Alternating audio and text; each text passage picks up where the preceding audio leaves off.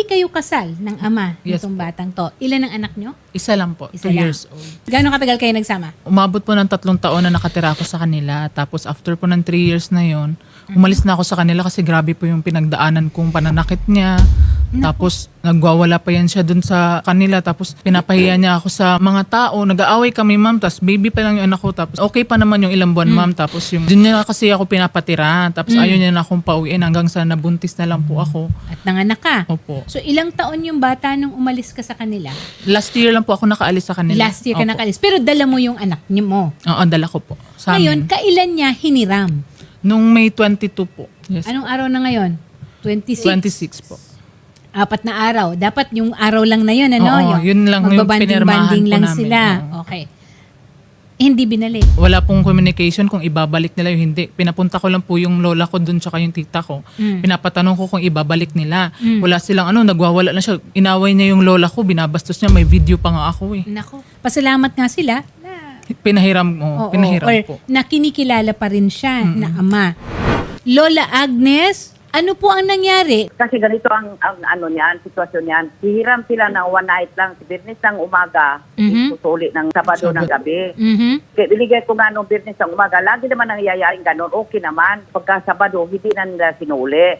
Okay. Bata, di na sila tumupad sa usapan namin, pinipahan namin sa barangay. Aha. Sa halip na sila ang nakikiusap na hihiram sa bata, Ayun. pinigyan naman namin bilang ama. Ang nangyari na kami naman hinoon nahirapan.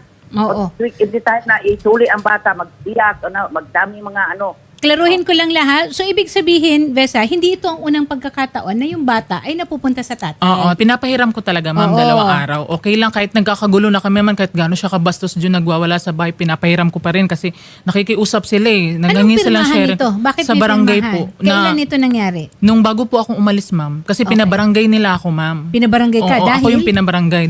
Hindi ko siya pinahiram mabot ng 1 buwan. Kasi nga, Okay. ang bastos, ma'am, nag-aaway kami sa harapan ng anak ko. Sinasabihan niya na, andyan daw yung lalaki ko, at ano-anong binibrainwash Pangit, niya yung pangit bata. pangit Iniiwas ko nga na hindi makita ng bata, nag-aaway kami. Ito naman siya yung lumalapit sa gulo. Kaya pinabarangay nila ako ng hingi sila ng sharing custody. Sabi ng DSWD, may karapatan daw kahit ano yung background ng tatay. Bumayag na lang din ako, sige ma'am, tuloy na lang natin yung Friday tsaka Saturday, yun lang yung Okay. usapan. Ma'am Chona, bakit po hindi natin na ibalik na? Ano po nangyari? Kasi ma'am, lakat na ba na si Busa? Wala na ba siya dyan sa ilaha ba? Umalis na daw po ako. Okay, nung umalis na po siya, Umalis na siya ma'am.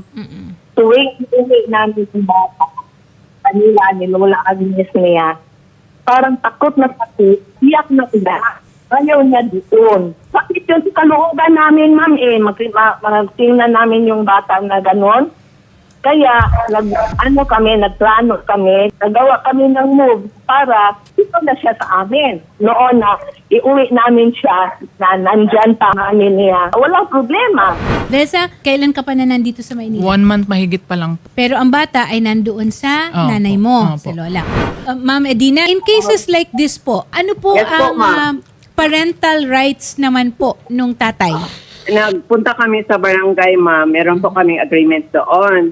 So, yung agreement namin doon na sa kanya ang custody, pero hindi siya aalis. Siya talaga ang mag-aalaga sa kanyang anak. Okay? So, umalis na siya. Yung agreement nila na kukunin yung bata Friday morning at isa sa uli Saturday afternoon. So, talagang nag-agree sila doon. Okay. So, it so happened na yung bata, pag isa uli na siya doon sa kanyang lola, talagang iiyak yung bata. Na-confirm yan namin kasi nung pumunta sila sa police station noong Friday, so tinaning namin yung bata kung gusto pa ba niyang uuwi doon sa kanyang Lola Agnes. Sabi ng bata, hindi na talaga siya doon babalik kasi wala naman doon yung nanay niya. Okay. Ma'am, Adina, nagsusustento po ba itong si Juan, yung tatay po? Yung agreement doon sa barangay na kung nandyan yung bata sa kanyang nanay, magbibigay sila ng needs para sa bata. Hindi namin alam kung talagang nagbigay sila o hindi kasi yun naman talang ang agreement doon sa barangay. Kahit Kasi- naman nung nandun ako, ma'am, hindi naman sila nagbibigay. Tsaka umiiyak talaga yun siya, ma'am. Pag Hinahatid lang ng tatay. Kasi naiintindihan ko nawiwili, pero binibrainwash niya, ma'am. Nalalaman ko yan. Sinasabi niya dun sa anak ko na huwag kang umuwi dun sa lola ko. Umaga at gabi ako tumatawag. Araw-araw yan. Tumatawag naman dun. Okay naman kami. Bibo naman yung bata. Ano lang nila yan iyak-iyak. Tapos pagkatapos naman ihatid, maya-maya tumatawag ako. Okay naman yung anak ko. Legally, dahil hindi sila kasal, custody and parental authority rests with the mother. And regardless of whether meron silang kasulatan, pwede pa rin na ilagay natin sa maayos. Kasi ang hinahanap naman talaga natin dito kung ano ang ikabubuti ng bata. Hindi rin siya safe dun, ma'am. Addict yung tatay niyan. Ay, Hindi yan safe. Tsaka bastos pa yan. Dami niyang kaaway. Dami niyang binabastos. Pati pamilya ko, pinagbabantaan niya pa. Yung accusation na ni Bisa, ma'am, totoo yan. Pero ngayon, nagbago na yon nung umalis siya. ganito kasi yun, Nay. Hindi pwede na kayo mismo ang gumawa ng hakbang para ilagay sa pwesto yung bata, ha? May proseso po tayo. Lalo na legally, baka mamaya kayo pa ang makasuhan. Ma'am Edina, correct me if I'm wrong. But right now, Yes po, ma'am. dapat maibalik ang bata sa poder ng nanay. Whether or not nandoon siya, which I'm sure uuwi ito, no? Uuwi ka para makasiguro na Pilitin mailagay. ko, ma'am, kung pwede kukunin ko talaga. Alam mo, ma'am, yung concern namin ay para sa bata. Living condition ang bata dyan sa kanila. Walang running water, walang paliparan. Tawag sa bata, pinahiga lang sa lantay, tapos yung Tita, yung mga... Mahigaan kami ta, may kwarto ako ta. Grabe ka.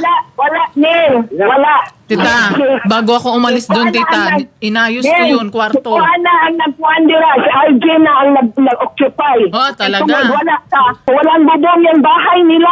Buslot. Nay, lahat po ng concerns ninyo, ire-report po natin yan to the proper agency po and office na magva-validate. At yun po ang ating City Social Welfare Office, ha? Sumunod lang po tayo doon sa proseso.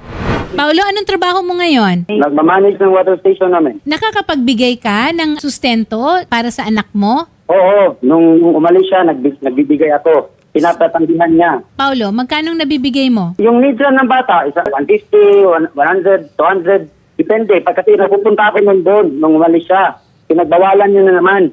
Bawal daw ako doon araw-araw. 100, 200 sa isang araw ba yan? Oo, Araw-araw nagbibigay ka? oo, naghahatid ako doon. Ano, cash ba yan o gini-Gcash Oo, mo? guys. Ito ang pinakamahalaga natin na gustong i-establish dito is kayo bilang mga magulang. Hindi ito away ng mga lola, ha? Hindi ko naman sa kanya, hindi ko naman ipagdagamot yung bata eh. Pero sana pagbigyan niya ako ng panahon habang wala siya dito. Hindi mo pinagdadamot, pero hindi ka man lang kumontak sa akin na hatid mo yung bata. Hinintay mo pa na pinapunta yung lola ko doon, tapos anong ginawa mo? Binastos mo. Binastos?